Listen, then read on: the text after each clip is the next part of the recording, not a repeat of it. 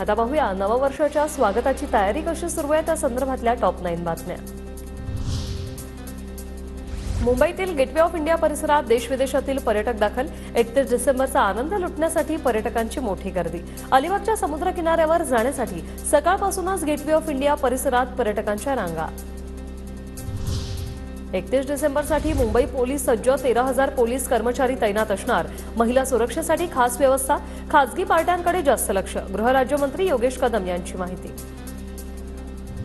सप्तशृंगी गडावरील देवीचं मंदिर 2 जानेवारीपर्यंत 24 तास खुलं राहणार। सरत्या वर्षाला निरोप आणि नववर्षाच्या स्वागतासाठी होणारी भाविकांची गर्दी लक्षात घेता मंदिर प्रशासनाचा निर्णय। 31 डिसेंबरच्या पार्श्वभूमीवर लोणावळ्यात पर्यटकांची मोठी गर्दी, खबरदारी म्हणून टायगर पॉइंट आणि लायन्स पॉइंट परिसरात पर्यटकांसाठी बंद। वनपरिक्षेत्र अधिकाऱ्यांचे आदेश।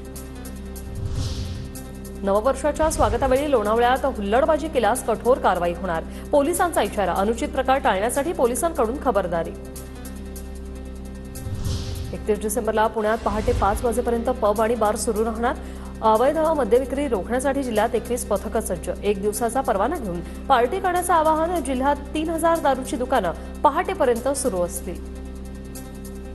नववर्षाच्या स्वागतासाठी गड किल्ले अभयारण्य शहरातील टेकड्यांवर सेलिब्रेशन केल्यास कारवाई होणार। पुणे वन विभागाचा इशारा, गड किल्ल्यांच्या पायथ्याशी विशेष पोलीस बंदोबस्त, रात्रभर गस्तही घातली जाईल।